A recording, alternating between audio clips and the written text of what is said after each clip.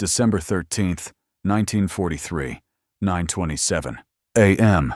Over Assam, India, Second Lieutenant Philip Adair was climbing and turning in his Curtiss P-40N Warhawk fighter. At this moment, 64 Japanese warplanes pierced through the morning mist 3 miles to the east, flying straight toward the Dinjan Airfield he was guarding. The 23-year-old Adair had flown 43 combat missions with the 89th Fighter Squadron, responsible for protecting the air transport safety of the Hump route. But on this morning, when the enemy formation appeared, he was the only pilot in the air. In the past 8 weeks, Japanese raids on Allied airfields in northeast India had destroyed 47 ground transport planes and caused 112 casualties. Adair's P-40 fighter was nicknamed Lulu Bell. Marked with the number 44 on the fuselage, armed with 6 0.50 caliber Browning machine guns, with ammunition sufficient for only about 12 seconds of continuous firing. The enemy formation consisted of 24 Mitsubishi Ki-21 Sally bombers, escorted by about 40 Nakajima Ki-43 Oscar fighters, deployed in layers above and below the bomber group. Intelligence showed that similar-sized raids on the Burma front had achieved a 90% hit rate against undefended airfields. Below him, Dinjan Airfield housed 14 C-47 transport planes, fully loaded with critical supplies supporting the Chinese Nationalist Army. There was also a field hospital on the airfield, treating 63 wounded personnel. The fuel reserves were enough to support the Hump operations for 11 days. If the bombers reached the airfield unopposed, it would disrupt the Allied supply operations over the Himalayas for weeks. The nearest friendly fighters were stationed at Jorhat Base, 38 minutes away. Adair checked his fuel gauge. Internal tanks full at 180 gallons, enough to maintain combat power for about 90 minutes. The Japanese formation was 3,000 feet below him, approaching the airfield at 240 miles per hour. Standard combat regulations stated that when the enemy-to-friendly force ratio exceeded 5-to-1, fighter pilots should wait for reinforcements. But what Adair faced was a disparity of 64-to-1. He could radio for help and track the enemy formation until support arrived. But by then, the bombs would have already fallen. Or he could launch an attack alone, attempting to disrupt the enemy bombing run. Adair pushed the throttle forward. His Allison V-1710 engine responded immediately, manifold pressure climbing to 54 inches of mercury. The P-40 accelerated to 320 miles per hour. He occupied an altitude 4,000 feet above the bomber group, approaching from the south against the sun. The Japanese had not yet spotted him. Their attention was focused entirely on the target ahead. Adair's only advantage: surprise. The Japanese pilots expected to encounter interception near the target, not 20 miles away. Adair planned his attack route. Strike the lead bomber group first, temporarily ignore the fighters, destroy their bombing accuracy, and force them to scatter and abandon the attack. Can a single P-40 disrupt 64 Japanese planes? The lead Sally bomber group flew in a tight formation, 6 planes forming 2 3-plane V formations. Adair rolled. His plane dived down and launched an attack from the 7 o'clock high position of the bomber group. Airspeed rapidly climbed to 380 miles per hour. The Allison engine roared at full speed, the distance closing fast. The bomber crew still hadn't noticed. At 800 yards, he opened fire. 6 machine guns firing in unison. Tracers arced toward the lead bomber. Bullets walked along the Sally's left wing, tearing the skin, metal splashing.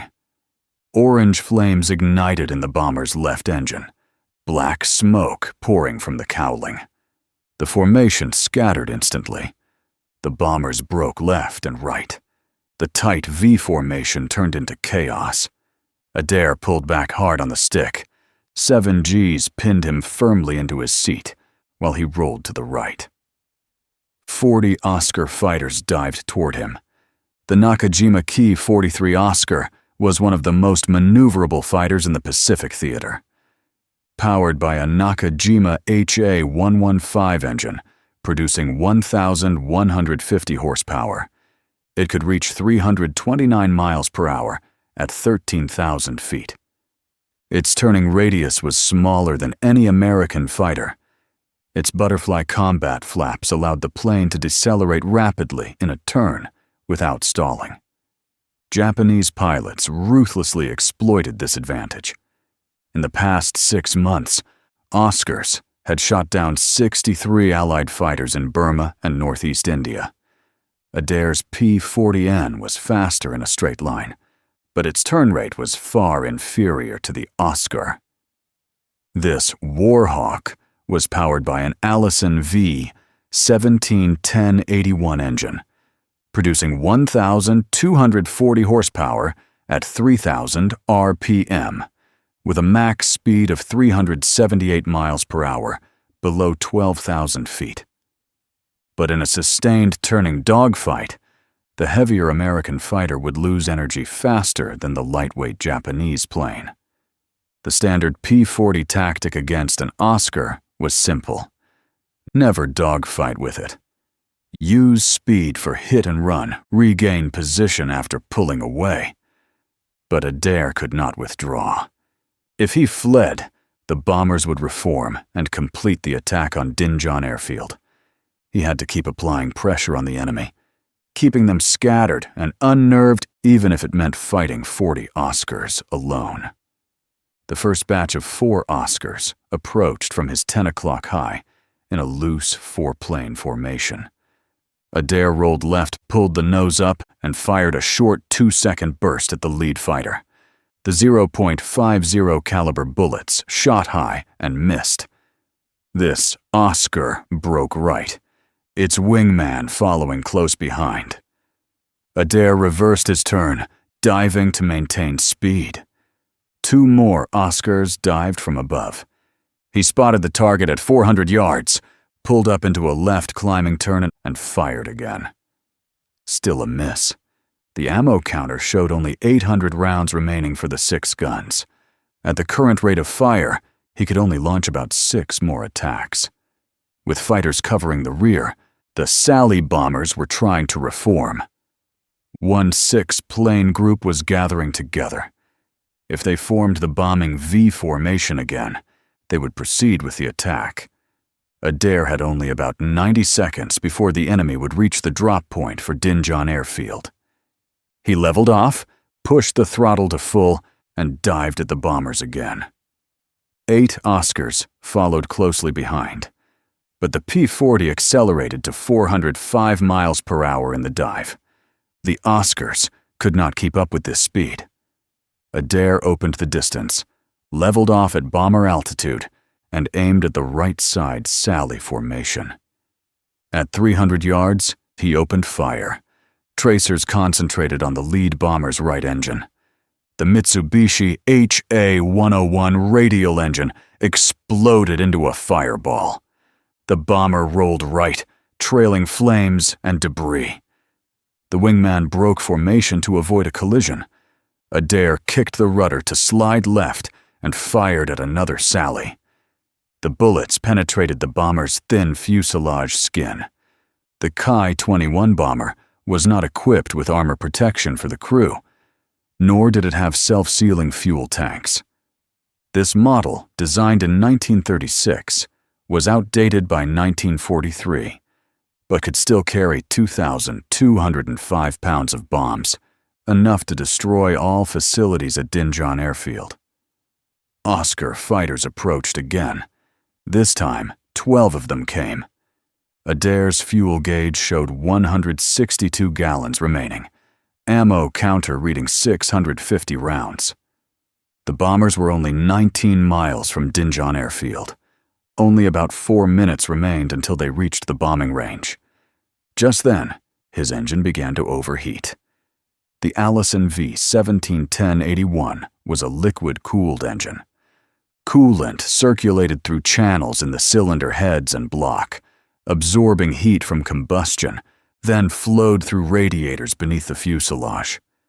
When manifold pressure exceeded the combat power setting of 50 inches of mercury, the engine generated extreme heat. The cooling system was designed to operate continuously at this setting for only about 20 minutes. Adair had been running at full power for 11 minutes. The coolant temperature gauge read 230 degrees Fahrenheit, about 110 degrees Celsius. Normal operating temperature was 210 degrees Fahrenheit. The engine would begin to fail at 250 degrees. He had three choices: reduce power to let the engine cool, abandon the attack, and return to base, or continue fighting, risking engine failure over enemy territory.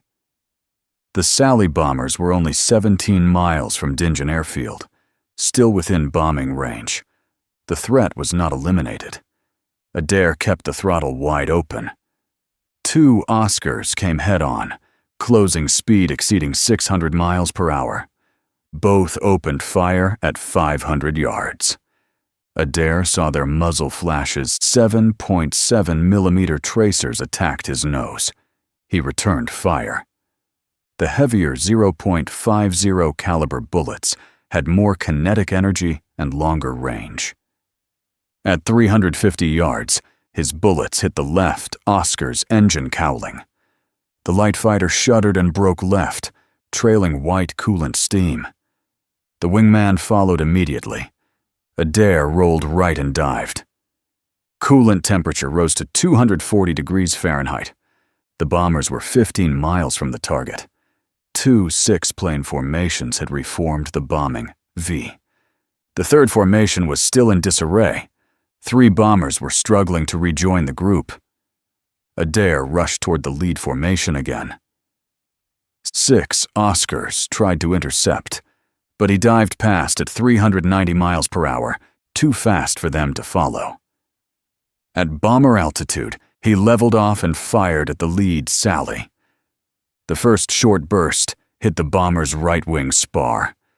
The wing structure failed. The outer wing panel folded upward and tore off. The Sally rolled over and entered a spin. No parachutes were seen. The crew crashed with the warplane. The formation scattered again. The bombers dispersed in 3 directions. Bombing accuracy was completely lost. Even if they dropped bombs now, they would be scattered over miles of jungle rather than concentrated on the airfield. Adair pulled the stick back hard. The coolant temperature gauge showed 248 degrees Fahrenheit. The engine ran roughly. Clear vibrations came through the stick. Knocking had begun inside the cylinders. High heat caused pre-ignition. If he didn't reduce power soon, the engine would seize. 8 Oscars dived from above. He spotted them too late. His roll to the left was sluggish. 7.7mm bullets penetrated the right wing. Skin tore, metal deformed. One bullet hit the right aileron control rod.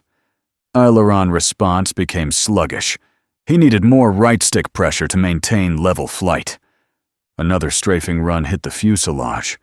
Bullets sparked on the engine cowling. One of them penetrated the coolant reservoir behind the firewall. Green coolant sprayed over the windshield. The engine temperature gauge broke 260 degrees Fahrenheit. Steam sprayed from the cowling gaps. Oil pressure plummeted. The Allison engine was failing. Adair reduced the throttle. Engine RPM dropped from 3,000 to 2,400. Power was insufficient to maintain altitude. The P-40 began to descend. 1,000 feet per minute, then increasing to 1,500 feet. The Oscars circled above, waiting. Immediately after, the engine caught fire. The process of a liquid-cooled engine fire is traceable to: first, evaporating coolant ignites. Flames spread forward along the cowling with the airflow. If the fire touched the fuel lines running along the left side of the engine, the entire plane would explode. Adair had only about 30 seconds. The standard procedure for an engine fire is to immediately shut down the engine and bail out. But he was only at 8,000 feet and descending fast. Below was jungle where Japanese patrols operated, 12 miles from friendly controlled territory. He kept the engine running. The Allison engine's fuel mixture could be manually adjusted. Adair pulled the mixture control lever to idle cutoff, cutting the fuel supply. After the fire weakened, he pushed the lever back to its original position. The engine coughed and restarted. It still ran roughly, but power had dropped to about 60%, insufficient to climb, barely maintaining level flight. He could only rely on the burning, damaged engine to return, or abandon the plane in enemy territory. The Sally bombers were 13 miles from Dinjan Airfield, still potentially able to turn back and attack, but their formation had completely disintegrated. Single planes flew toward southeast Burma. The raid was declared a failure. The airfield was safe. Adair turned toward Nagaguli Base to the southwest, 43 miles away. If the engine held out, it would take about 15 minutes. 6 Oscars followed close behind. At 7,000 feet, the engine oil pressure dropped to 0. The Allison engine relied on oil pressure to lubricate the connecting rods, crankshaft, and camshaft. After losing oil pressure, metal parts rubbed against each other. The heat generated caused components to expand and seize. Adair felt the engine vibration intensify. The propeller began to windmill irregularly. Power dropped further. Airspeed dropped to 180 miles per hour. The P-40's stall speed was 120 miles per hour. The margin between controlled flight and falling grew smaller. The Oscars behind closed to 400 yards but did not fire. They were watching, waiting for the engine to fail completely, waiting for him to bail out or crash. One Oscar pulled up alongside in level flight, close enough for Adair to see the pilot's face. The Japanese pilot gestured downward, telling him to land, surrender, and become a POW. Adair ignored him. At 6,000 feet, the cockpit started to fill with smoke. Not from the engine fire, but from damaged wiring behind the instrument panel. Fuselage hits had severed control cables and damaged the electrical system. Smoke burned his eyes and throat. He pushed open the canopy. Airflow cleared some smoke, but the strong wind made breathing difficult. Airspeed dropped to 160 miles per hour. The Oscars pulled back. They didn't want to waste ammo. This American pilot was already a sitting duck. Plane damaged, engine dying, he would eventually crash in the jungle. They circled higher up, watching him descend. In either case, the Oscar crew decided not to tangle further. They turned east, returning to Burma. Adair continued flipping and climbing toward Nagaguli Base. The fuel gauge showed 83 gallons remaining. Oil pressure gauge had been at 0 for 9 minutes. Mechanically, the engine should have seized long ago. The connecting rods should have welded to the crankshaft, but it was still running, completely defying mechanical logic. The Allison engine relied on inertia, friction, and a trace oil film remaining on internal parts to keep running. Altitude rose to 3,000 feet, 4,000 feet.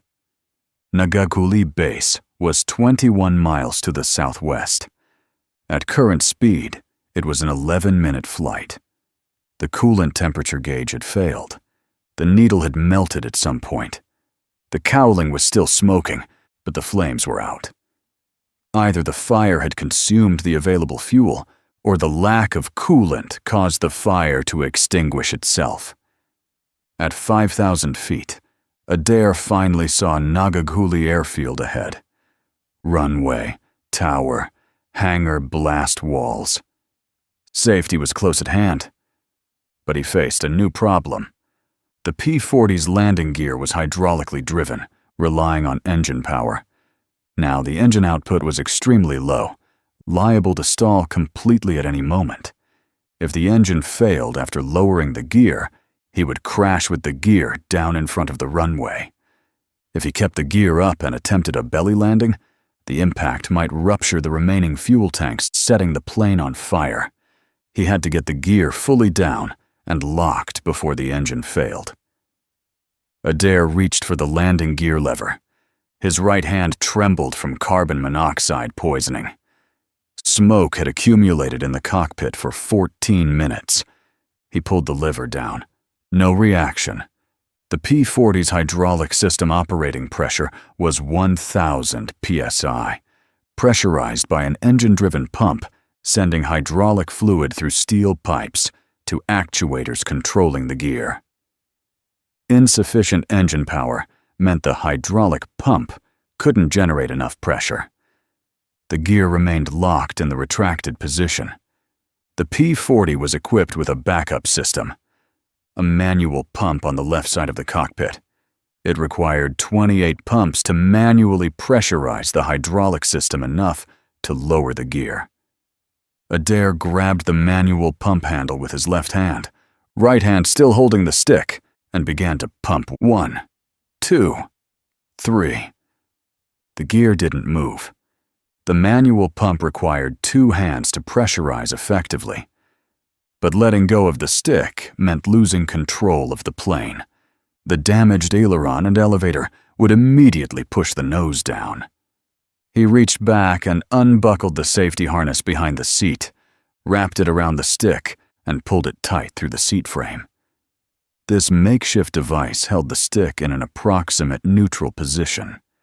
While not allowing perfect control, it was enough to keep the plane flying straight.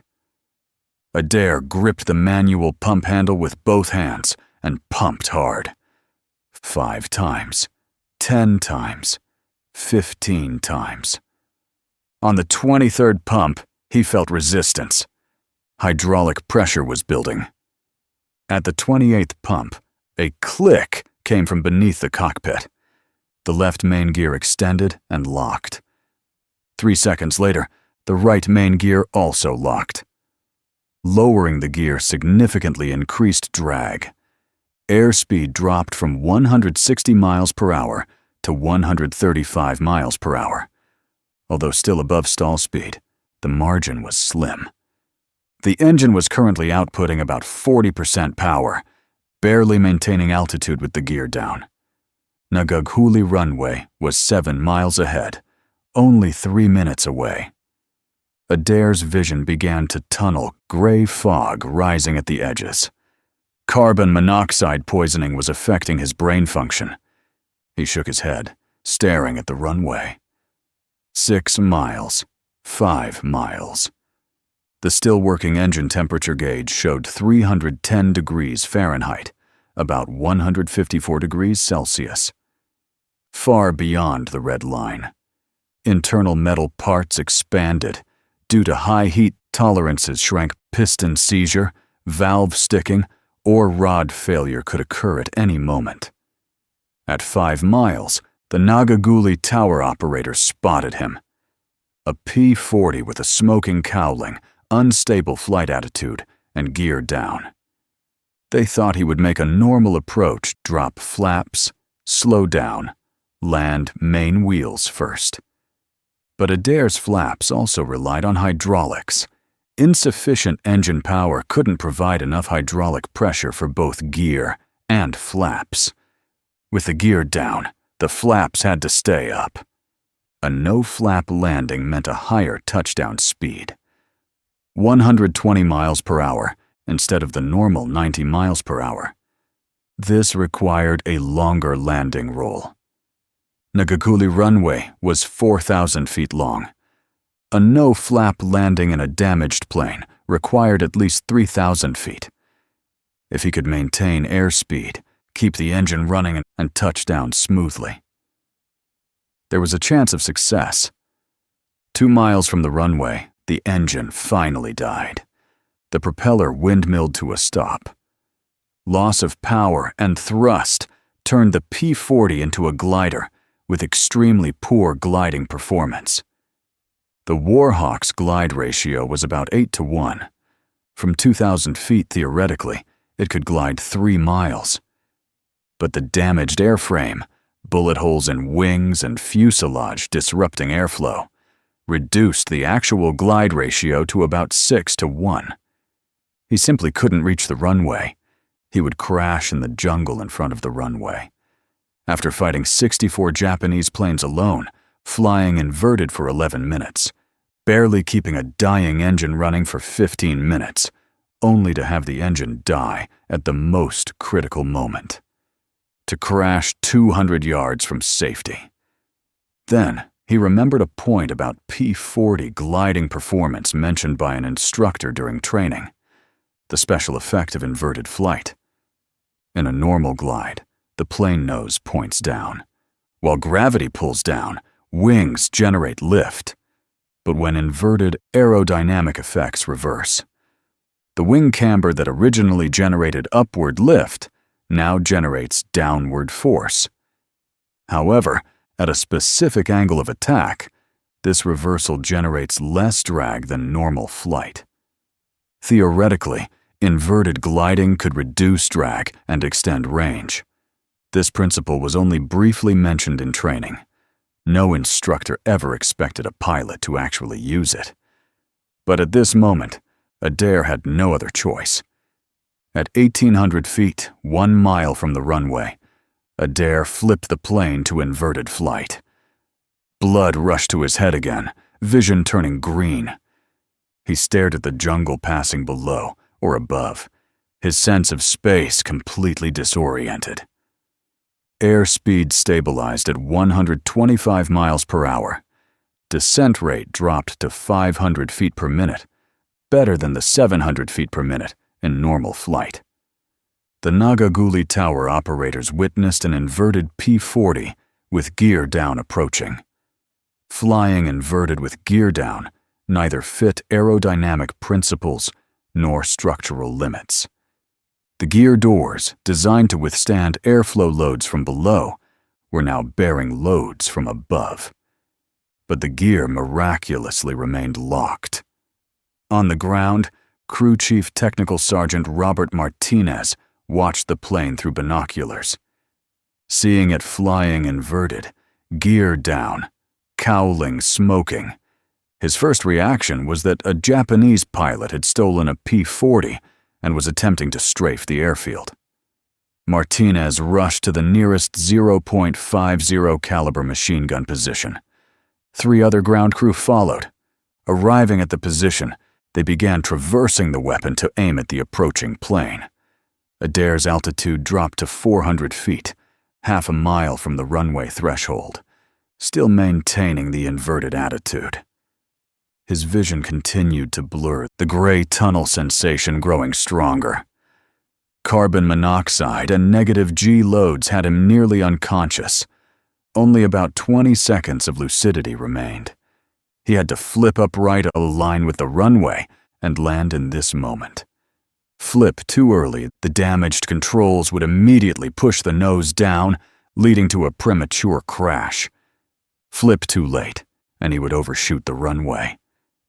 At 200 feet, 300 yards from the runway threshold, Adair rolled right to resume normal flight. The damaged aileron immediately forced the right wing down.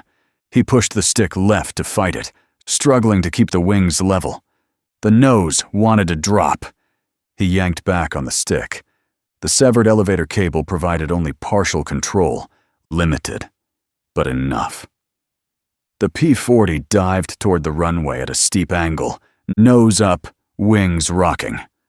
Martinez's gun crew was still tracking the plane. This P-40 was obviously heavily damaged, smoke billowing. It could be friendly, or it could be enemy.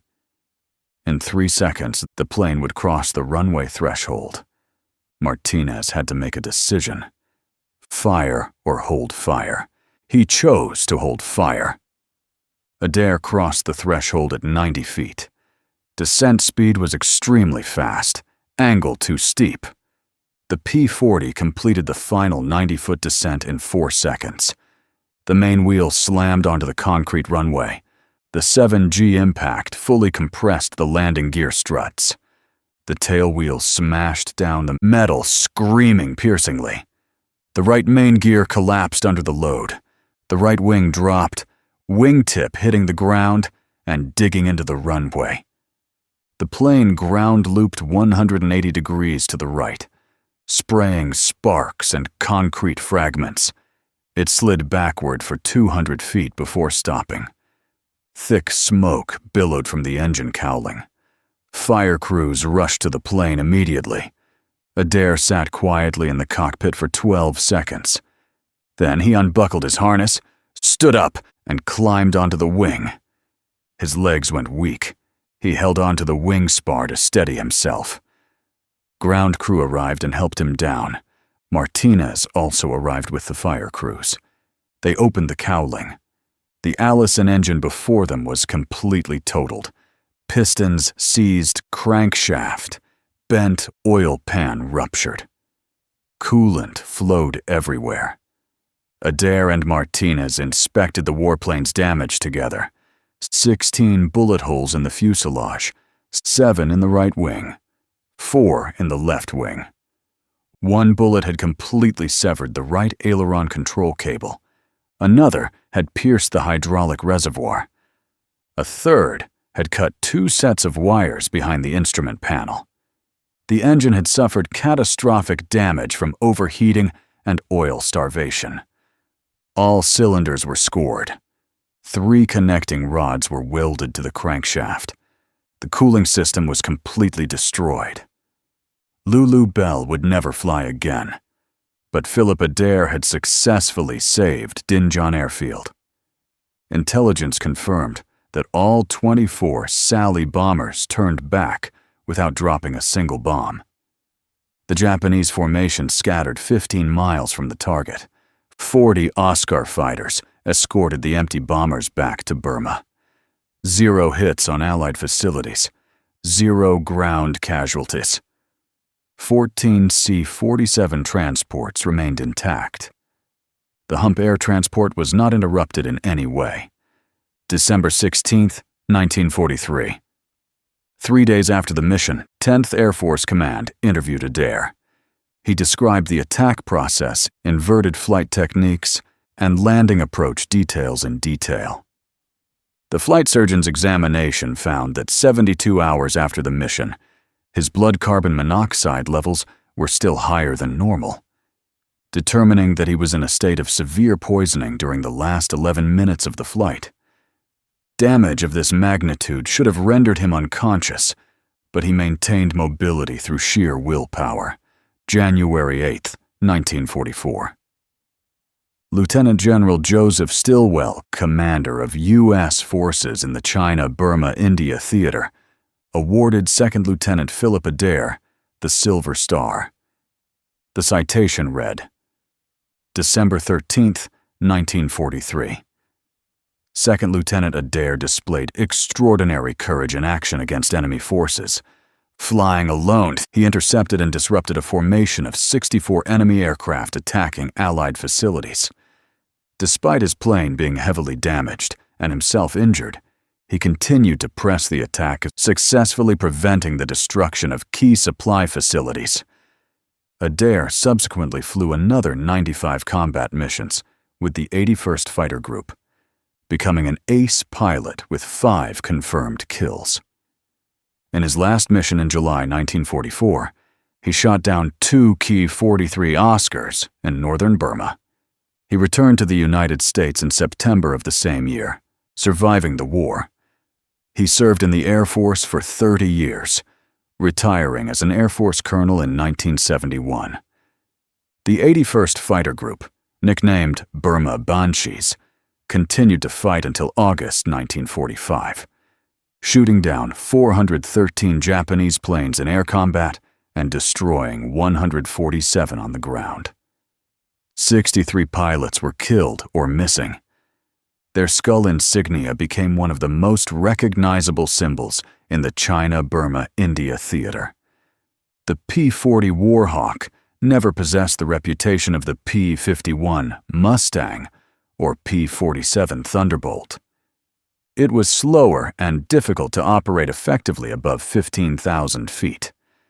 By 1943, it was considered an obsolete model. But in the hands of a determined pilot like Philip Adair, this sturdy Curtiss fighter proved. The most critical factor in combat is not the plane's specs, but the courage and skill of the pilot flying it.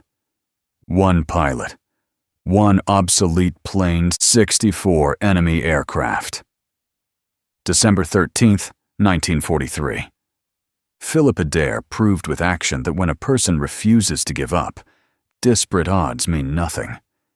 His method of dealing with control damage, alternating inverted and normal flight for 11 minutes, violated all standard flight procedures. His inverted landing approach with gear down was an unprecedented attempt, never replicated since. This is the story of the Burma Banshees and the legend of a P-40 pilot who single-handedly disrupted an entire Japanese raid. If stories like this make you understand why we must remember history, please like to pay tribute. Subscribe to us to commemorate more forgotten heroes. Turn on notifications so you don't miss more stories like this.